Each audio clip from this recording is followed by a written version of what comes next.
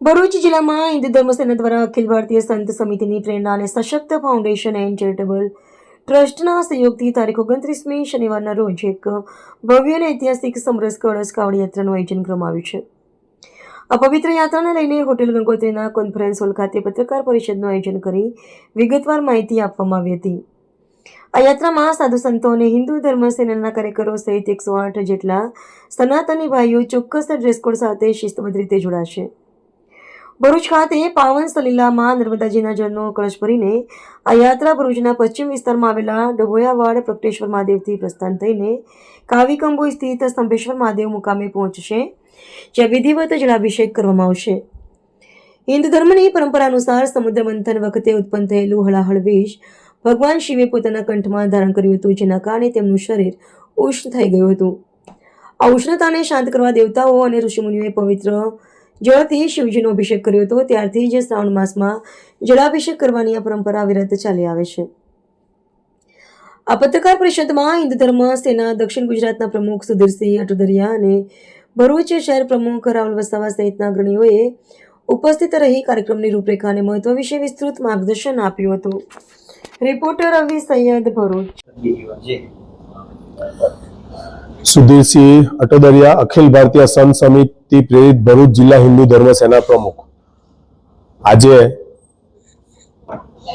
29/8 શનિવારના રોજ સવારે 10 વાગે ભરૂચ ખાતે ડભોયાવાડ ખાતેથી અખિલ આ બીજી કાવડ યાત્રા, ઐતિહાસિક બીજી કાવડ યાત્રાનું આપણે પ્રસ્થાન કરવાના છે।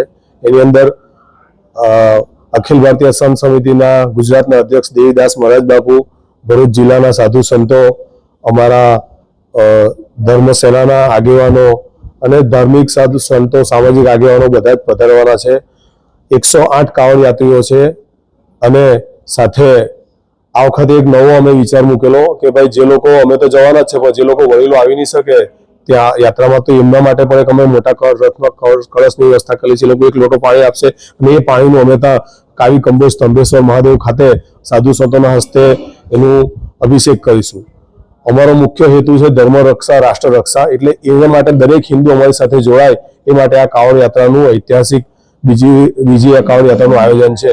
અને ગયા વર્ષના અનુભવના આધારે આ વખતે 1 દિવસ વધાર્યો છે, જ્યાંથી ડભોયાવાડ પ્રગટેશ્વર મહાદેવથી શરૂઆત કરીશું। ત્યાં સાધુ સંતો અને રાજકીય મહાનુભાવો શ્રી ગણપતભાઈ વસાવા સાહેબ, યુવા નેતા મુકેશભાઈ રાઠવા સાહેબ, મનસુખભાઈ વસાવા સાહેબ અને બીજા દરેક સમાજના અને સામાજિક રાજકીય આગેવાનો અને સાધુ સંતો, દિલીપદાસ મહારાજ, દેવુભા કાઠી, અમારા ગંગાદાસ બાપુ મહારાજ, મુક્તાનંદ સ્વામી, સોમદાસ બાપુ, લોકેશાનંદજી, તમામ સાધુ સંતોના સાનિધ્યમાં ત્યાંથી અભિષેક કરી પવિત્ર ગંગા, નર્મદા મૈયાનું જે આપણી ગુજરાતની ગંગા કહેવાય એનાથી પ્રગટેશ્વર મહાદેવનું અભિષેક કરી અને યાત્રા સ્વરૂપે ત્યાં જવાના છે। અને આ યાત્રાની અંદર બીજું એક નવો વિષય આવેલો છે કે ઉજ્જૈનમાં જે ભસ્મ આરતી થાય છે તે આખી ઉજ્જૈનની ટીમ આવવાની છે ડભોયાવાડ ખાતે, અને એ પણ યાત્રાના રૂટ પર